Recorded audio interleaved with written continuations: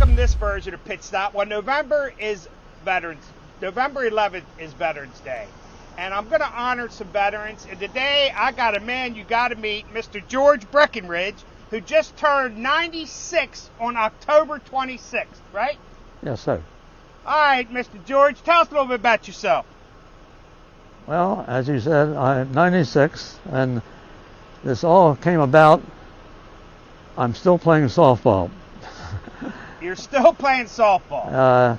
This past week made 79th year that I've been playing softball and baseball. That's how this all came about.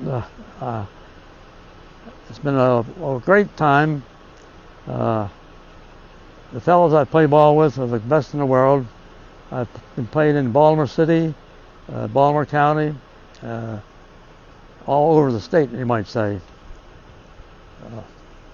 Well, I got a plaque here that says you're one of the greatest of all time. Look at that, 10 of the world's best baseball players. And look at that, George, a number right up between Willie Mays and Ted Williams. I think that's pretty good there, George. What do you think about that? They were pretty fair players, yes. Well, all right. Well, let's go back when you were a child. Tell me where you were born and raised. I was born and raised in Baltimore City, over around Hartford Road and Herring Run Park. In those days, we didn't have television, air conditioning houses, so we spent all our time outdoors. That's probably where I got this softball and baseball in my system. I grew up in a house, as I said before. I had 3 older sisters, which wasn't too bad. And eventually, like I say, I started playing ball in junior high school in the city, baseball. That was my first time playing first base, and I'm still playing first base. Then with the war coming on, I was in the military, Air Corps, for 3 years. That's two of the 3 years I couldn't play ball, but I did squeeze in 1 year.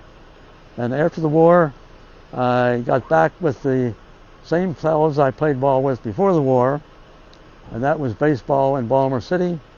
That was the best in the time. We had players that were minor leaguers actually playing with us. Eventually, baseball started dwindling down. I went into fast pitch softball. That again lasted so many years. Then in my 60s, I had to get some arteries open with the balloon procedure. That's when I started playing slow pitch softball. And that's been over about 25 years now, which I am still doing as of this past week. Wow. Amazing. This is my mentor. I hope to be live at 96 once we're still playing ball. But this man can do it all at 96 years old. People look up to this man. This field's named after him. What a great man. What a great gentleman he is. All right, let's go back. When after the war, did you find a girl? Did you get married? Yes, I was still doing a lot of ice skating in those days. And one night, I met a pretty good old girl. About a year or so later, we got married. That marriage lasted 61 and a half years, up till 9 years ago. And I want to give her the credit, which kept me playing ball and all these things, because all those years, she never complained if I played 3 or 4 times a week. That was the best part of getting me to this age. Of course, my diet helped. I never smoked, never drank, no drugs. I make sure I have fruit and vegetables every day. And I have the best daughter in the world right now. Takes care of me, you might say. Well, how many children did you have? I had 3 children, 2 boys and a girl. My oldest boy had a massive heart attack about 10, 12 weeks ago. He didn't survive that. But my other son and daughter are still around here. Well, I'm so sorry to hear about your older son. Now back to your oldest son. I heard he had a couple girlfriends, and now they're in their 60s, and they're kind of your girlfriends. Tell me that story. Well, several of these girls, which grew up with my son and daughter years ago, they became friends with me all these years, and they would come up and bring me cakes and things like that. It's a lifetime friendship, you might say, with these young girls. In fact, for my birthday, they were here, cooked a meal for me. In fact, 3 of these girls were dating my one son at one time almost.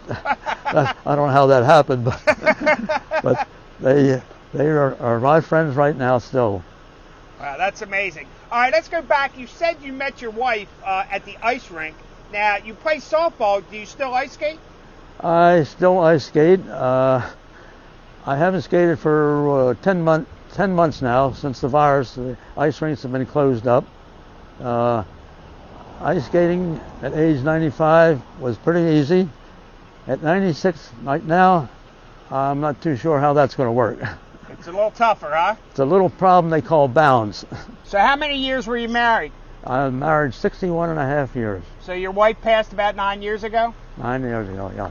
So tell me on that week when she started going downhill, what happened?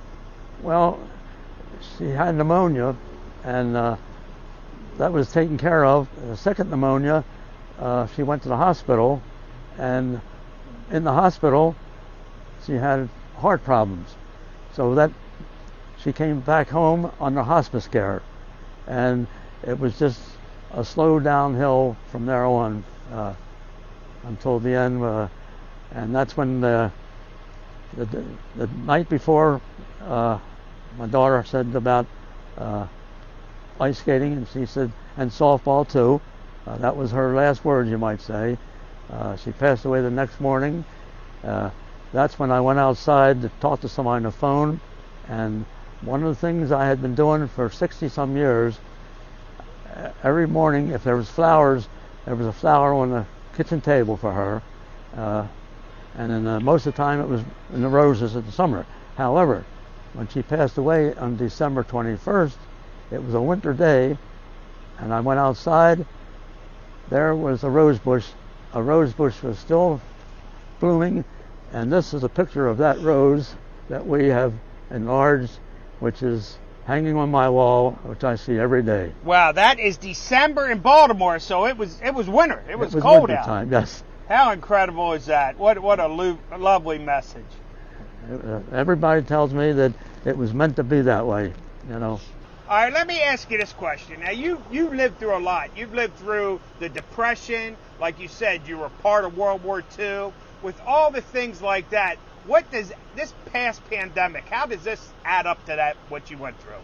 Well, it's hard to believe because when I grew up, we didn't have the air conditioning, as I said.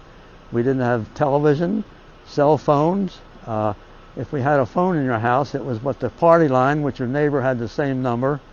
So all these things, airplanes were not jet engines. All these things I've seen come and go. So how does this pandemic, like being trapped in the house like this, add up to all the other things you've gone through?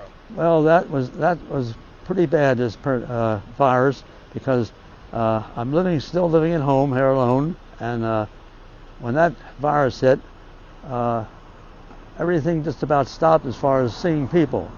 My daughter was about the only one who would actually come and see me, which made for long days and nights.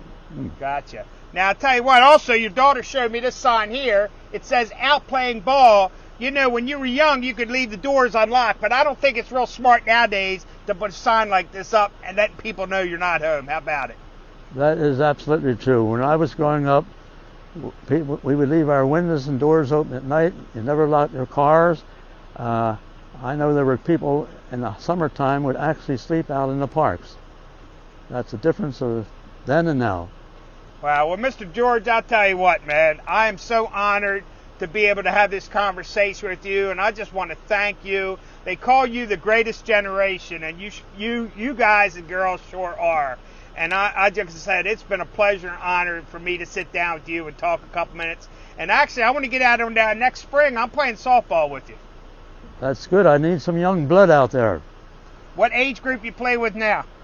Well, they're in their 60s and 70s, maybe one or two in 80s. which means I'm 20, 25, 30 years older than some of these young fellas. But I watched you play, and you keep up with them. It's for some reason or other, I jokingly say it's routine. All right, well, I'll tell you what, I want to close. I found one more thing out about you. I heard you were a drummer. You actually play drums as well? Well, I make some noise, but I never had any lessons. I just come out and it's all imagination.